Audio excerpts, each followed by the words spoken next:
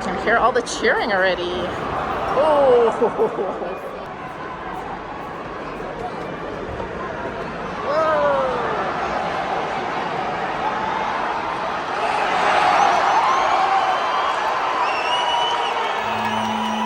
You're watching Top Flight Family. We're the Sognonvi family from New York City, and last year we visited 21 resorts in 2021. Now that major cities around the world have reopened, this year we're visiting 22 cities in 2022. This is city number 7.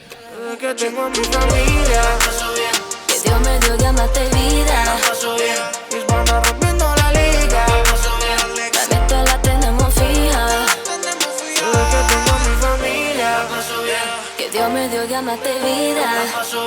Mis panas rompiendo la liga.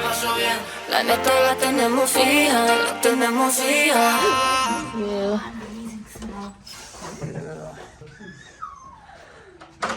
Beautiful. Amazing. Oh my god. We have a little surprise for you. Oh my gosh. Wow. Oh my gosh. Wow. Look at this. This is so adorable. No, what is it? Oh, it grows. Does it grow in the water? Yeah, it's like a snake, and then it like grows. Oh, it takes days. Whoa. That's cool. Yeah, so after one day it's gonna be a dinosaur, but we don't know what kind of dinosaur. Ooh. We stayed at Four Seasons Hotel Mexico City. Even though this hotel is located centrally, it feels like an oasis away from the hustle and bustle of the city. It's in a hacienda-style building with a classic fountain courtyard. And our rooms had incredible views of the courtyard below and the gleaming skyscrapers that were all around us. Okay, so this is it. Whoa, how did you open it? Wait, what about, wait for me. It's like hollow.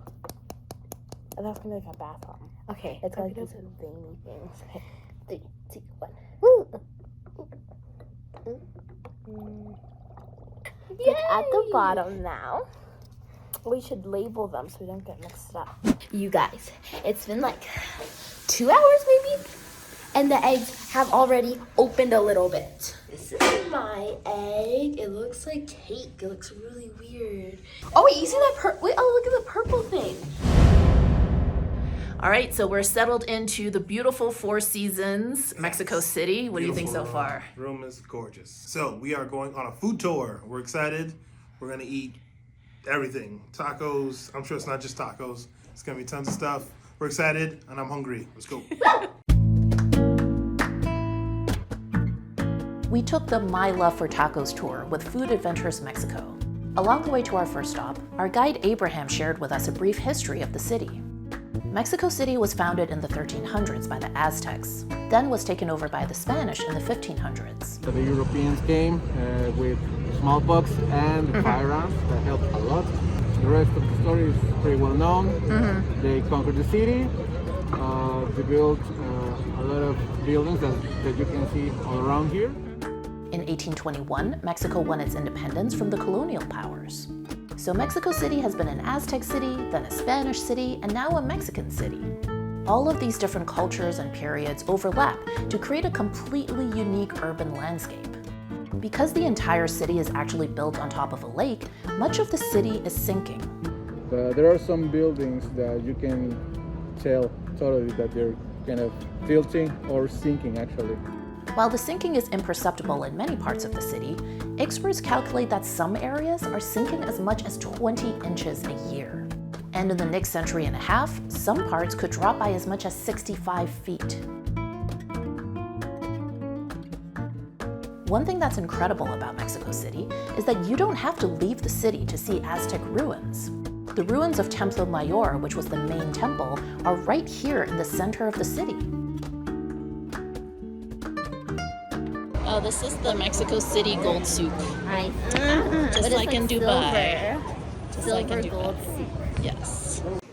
Our first stop was Tacos de Canasta, Los Especiales. These are called tacos de canasta, which will be translated as basket tacos. They usually travel in a straw basket with around 1,000 tacos in each basket. Wow. You can see them in the streets. They're usually carried by guys in a bike with a straw basket in the back and a couple of jars of salsa. These come from the state of Tlaxcala, and they actually have a second name that is not too appealing because they're called sweaty tacos. But there are no human fluids involved, I can tell you that. It's just because the way they are prepared. They put the stew inside the tacos, then they stack them all together. They put some plastic wrapping on them, and then they pour oil and they cover them with a fabric. So then the condensation makes it look like they are sweating. Here we have the mashed potatoes. This is chicharrón and green salsa. These are the fried beans, and this is the chicharrón in adobo. First taste test.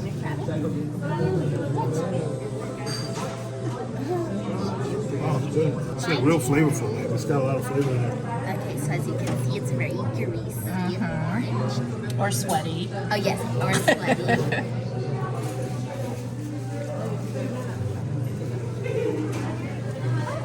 That's okay, we don't need to blot. What do we think? It's good. This kind of okay, so we finished our first stop. So Abraham said that style of taco is more typically eaten at breakfast. And then the next one we're gonna try is more of a lunchtime taco. So we're basically doing a full day of tacos in one evening. Our next stop was Taqueria Los Cocuyos, which offers a variety of meat fillings, either from the steamer or from the fryer. The tacos from the steamer are mainly from many parts from the head of the cow, which can sound kind of unappealing to some people, but they're pretty tasty actually. First we have cabeza, that are different pieces and parts of the head of the cow. We have cachete, that will be like the inner part of the cheek of the cow. Ojo, that's the eyeball. Well, you're not gonna see an eyeball staring at you from the taco. Good. They chop it down and well, it's cooked in the steamer. The options from the fryer are tripe, sausage, or suadero, which is similar but not exactly the same as brisket. So this is the one that sort of tastes like brisket, the sort of chest area. I believe this is the cheek, and then this is the, I think it's cabeza, which is like different parts of the cow head. I don't know which one this is. They're all kind of the same. All right, I'm gonna try this one.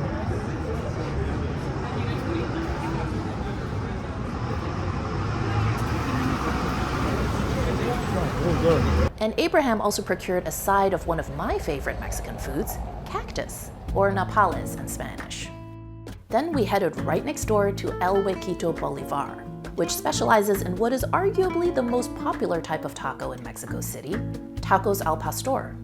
While tacos al pastor seem like a staple of Mexican food nowadays, they actually have an unexpected origin story.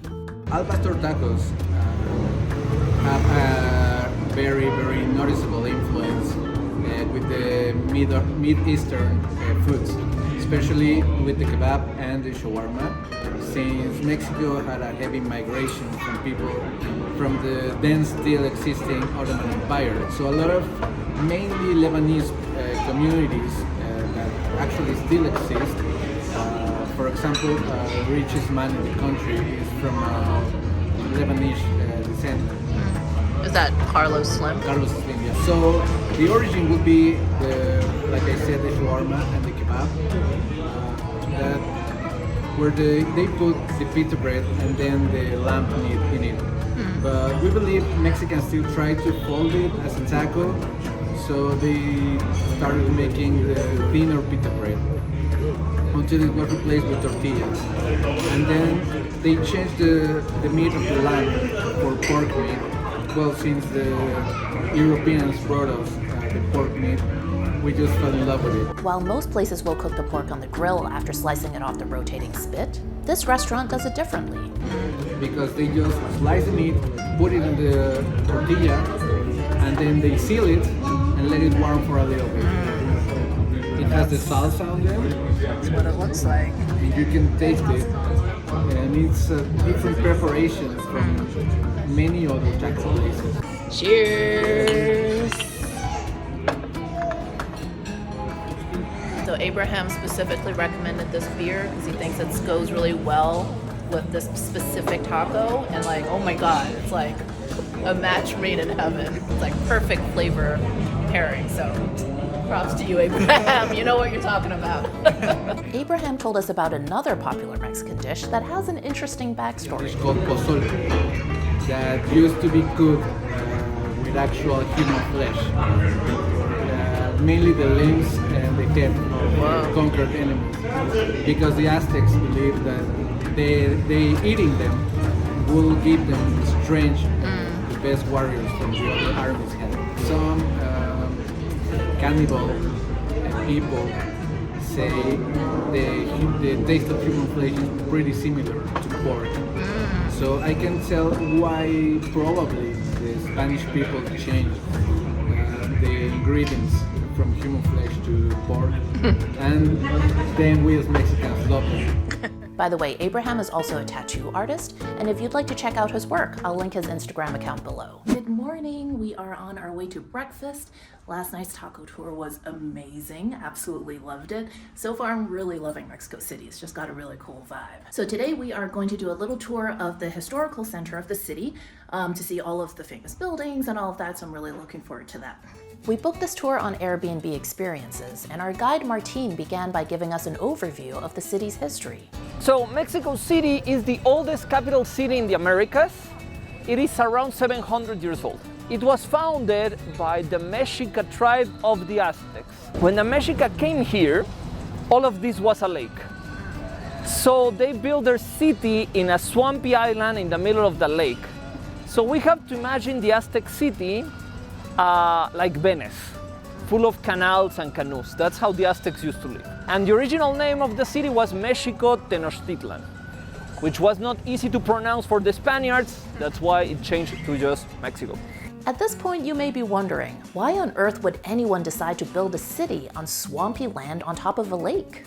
Well, there's an interesting story behind that, which is represented by this statue. The god of the Mexica, called Huitzilopochtli, told them that they have to leave Aztlan and look for this promised land where they are going to build the largest city in the world. How they know they found this promised land? When they see an eagle perched on top of a cactus eating a snake. That's the symbol they have to look for. And they say that they looked for 200 years, many generations looking for this, until they found it in a swampy island in the middle of the lake.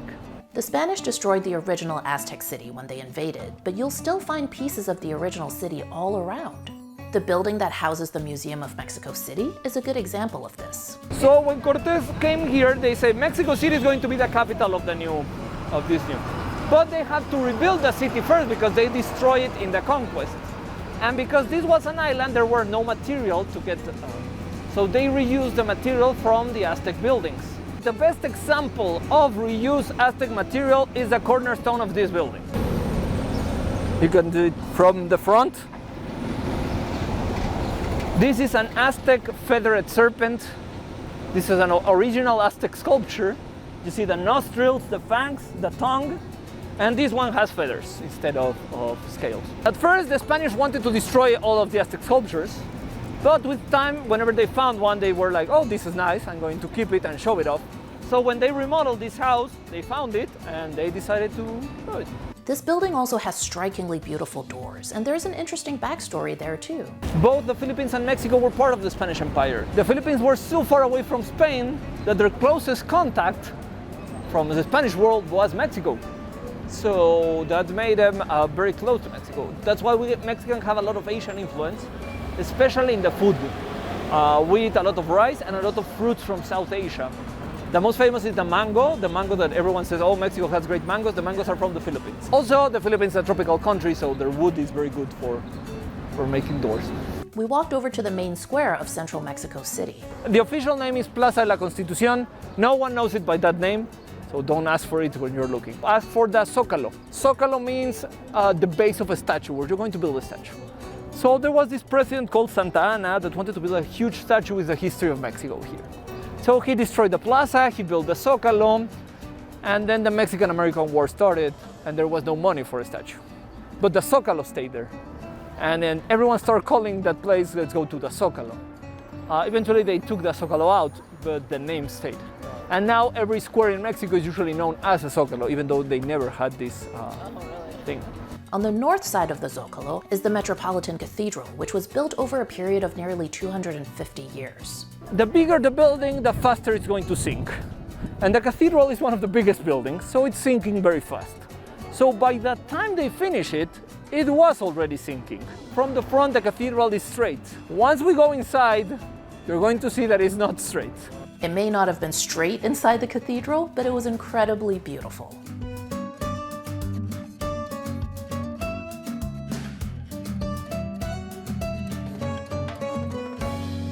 One thing we learned from Martin is that the Aztecs were not exactly proponents of gentle parenting. If someone was misbehaving, they burn chili peppers in a bonfire, and the kid has to breathe the smoke so that their eyes and nose would cry. So I'm taking notes from the Aztec parenting manual. Yes.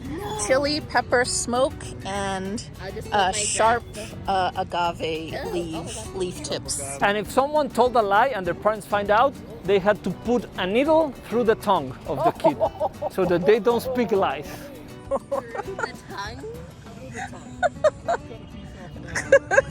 We walked over to visit the oldest candy store in Mexico City. The store is 140 years old and is still family owned. They originally became famous for their milk caramels, but today they carry a variety of traditional candies. I got the pink one and I got the white one. So these are like meringues, right? Yeah, Pretty much.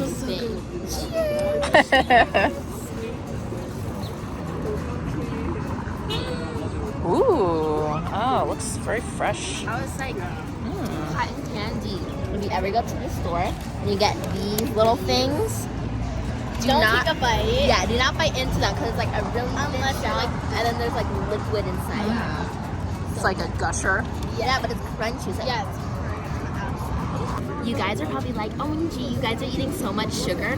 So I decided to get some fresh fruit slices to, you know, even it out. Wow, you're so healthy, Sean. I know. I have a watermelon, Oh, and an orange, and a lemon. I think there's a lime in Oh, here. wow. Such a healthy and balanced diet.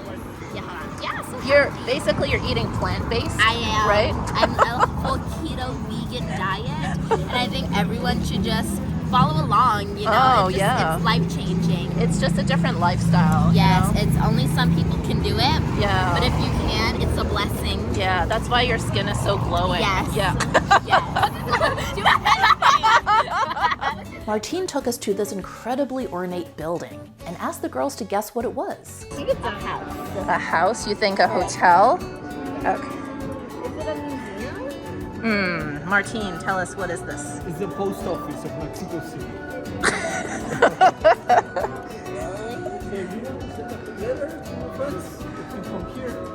This is the fanciest post office ever, right? Yeah. It's a postal palace, literally.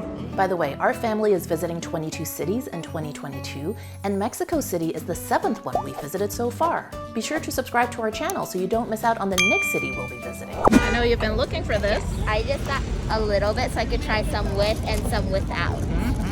The sauce. And you got popcorn? Nice. I'm gonna try one without the hot sauce, and then one try with me. Cheers.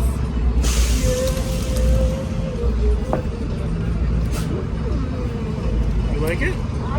What does it taste like? Kind of like the shrimp crackers, but like salty. I already have some on here, so Oh, good. I'm gonna try one with hot sauce now. Oh, it's really spicy. It's good though.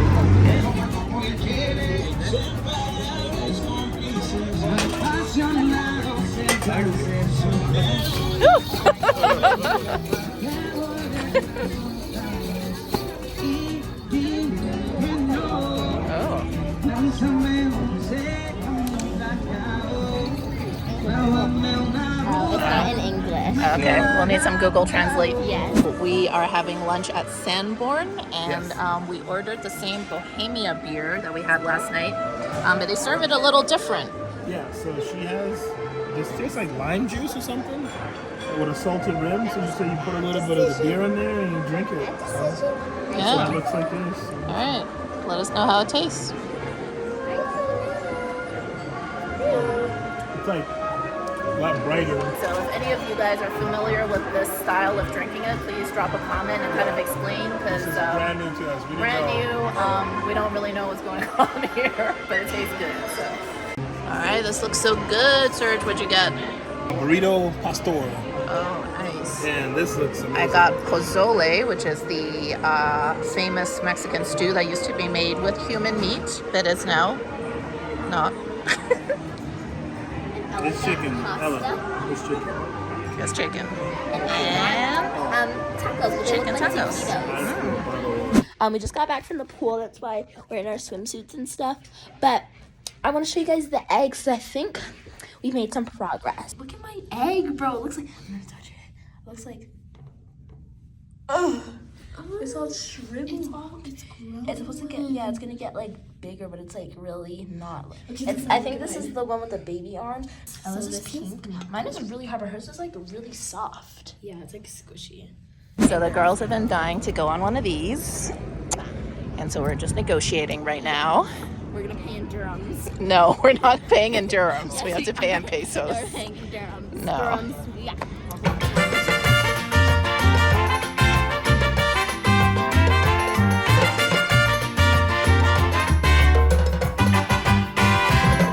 So one thing that is kind of interesting about this statue, I was asking Martine, our tour guide, what's the deal with this? Looks like it's been defaced, and this was done as kind of an act of protest by some protesters who were protesting about women's rights here in Mexico. I guess the idea is that they purposely defaced the statue because they felt that the government almost does more to protect statues like this than actual live women.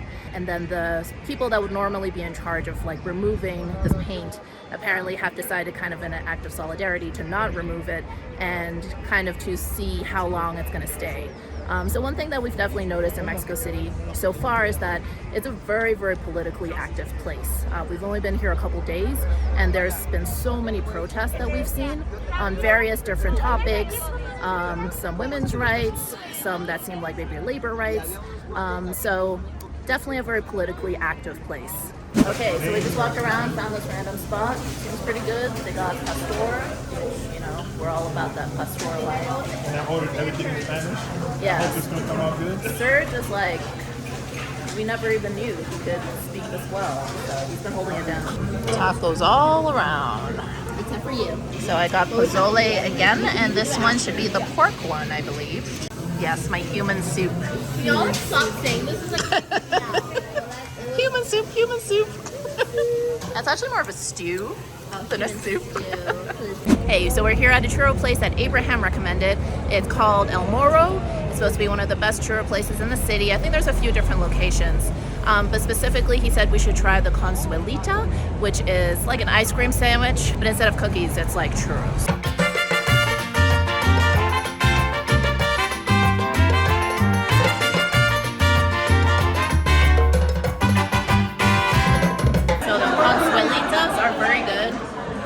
Even better is you take the churro, you scoop up some vanilla ice cream, then you dip it in the chocolate sauce. That's the winning combination for me. This is really good. Oh yeah, the Mexican hot chocolate, but we got it cold. It's really good. the winning combination for me is the red velvet. Okay, we are heading out, and we are going to be doing something very cool, which is we're gonna learn about Lucha Libre, which is the Mexican wrestling, kind of like their version of WWE. Yeah, so we're gonna I guess. do this.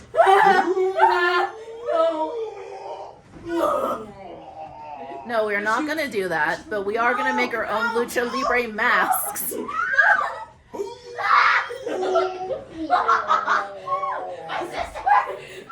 Okay, well, let me call the Uber now. Y pa' dentro. You know the way to say cheers in Mexico now. Rick is somewhat of an Airbnb pioneer here in Mexico City. He was probably the first ever Airbnb host in the city, and was also one of the first to delve into offering Airbnb experiences, like this mask-making workshop.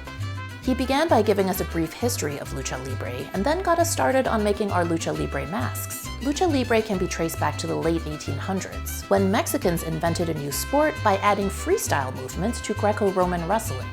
In 1933, the first National League for Lucha Libre was created, and soon after, fights began to be televised, which is when the sport really exploded. The very first star of Lucha Libre was a wrestler named El Santo, or the Saint.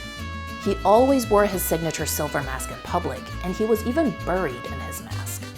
As you can imagine, masks are a very important part of Lucha Libre. Every wrestler has a unique mask that symbolizes his or her character and identity.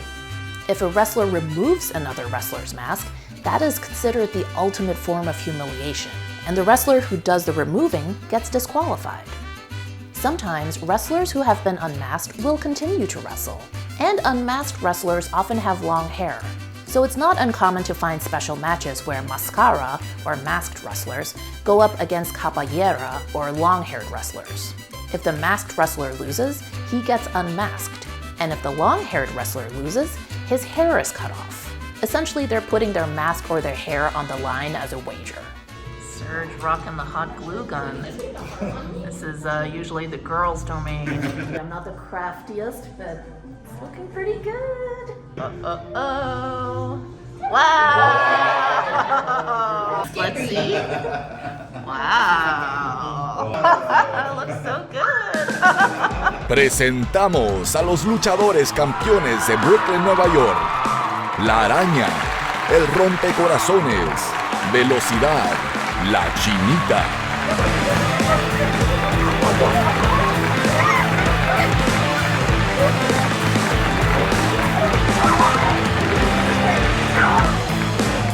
Right, it is 5:30 a.m. Yes. Super early, and we are heading downstairs because what are we doing today? We're going hot air ballooning. So there's a ruin site not too far from Mexico City, which is a very popular sort of side trip. One cool way to see it is to go by hot air balloon. So we're really excited. We haven't been on a hot air balloon since Kenya. Yeah. Now we're a little more used to it. We know to expect a very bumpy landing. Yeah. But hopefully it won't be too bad. It's gonna be burning. Oh yeah. Your head. So hopefully I'm gonna be on the outer edge.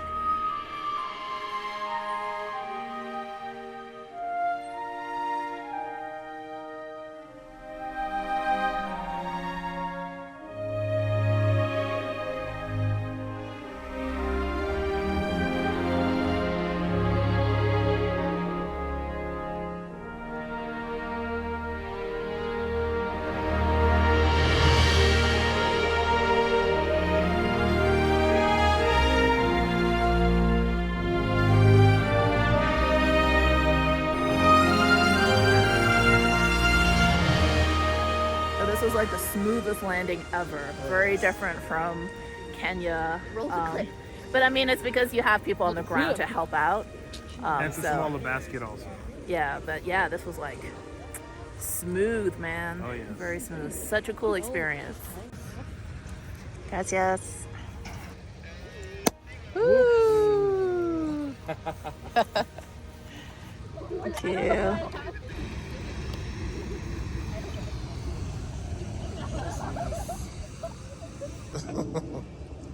Hey, cheers, salud. Salud. Cheers, me daddy. After the hot air balloon ride, we had a beautiful alfresco breakfast catered by Four Seasons in this gorgeous private hacienda. This, together with the hot air balloon ride, is one of the signature experiences the property offers to its guests.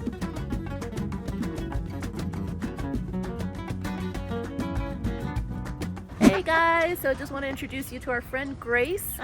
So if you watched our London vlog, you'll remember that we met up with Pascal and her family. So Grace was on the same trip with us to California. That's how we got to know her.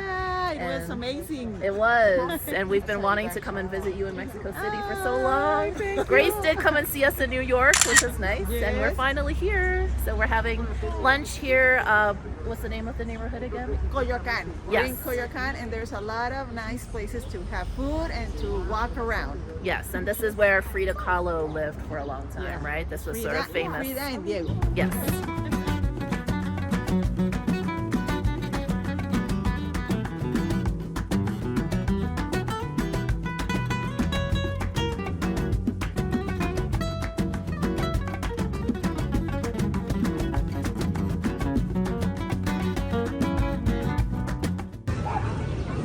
My mouth is green. It's a little bit blue on the edges. Not too bad.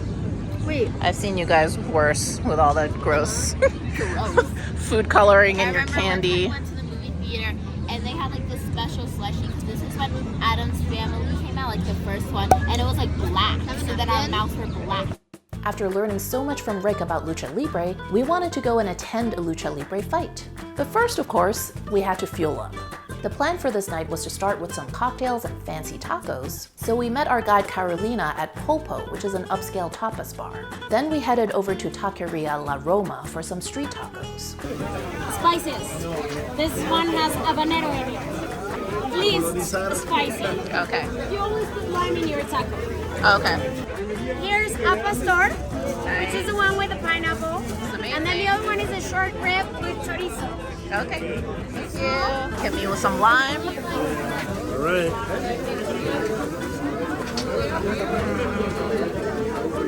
The name? Campechano Mix the Mix.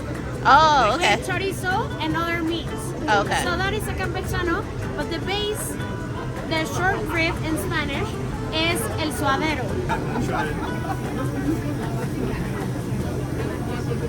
Just even sit down. That's a better. We walked over to Arena, Mexico because it was time for some Lucha Libre. Oh, I can hear all the cheering already. Oh.